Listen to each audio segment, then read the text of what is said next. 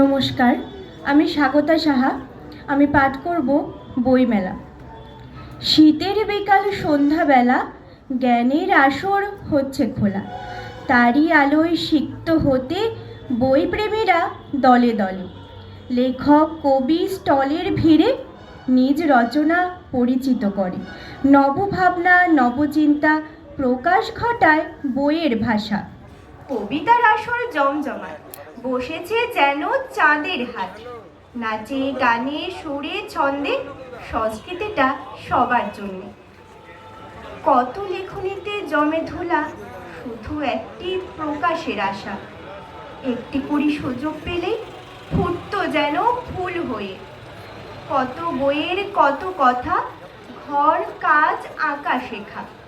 সহজ পাঠ গুণী কথা, জিকে আর ধাঁধার ছড়া। গীতবিতান আবোল তাবোল, হাট্টি মাটিম আর মজার রোল।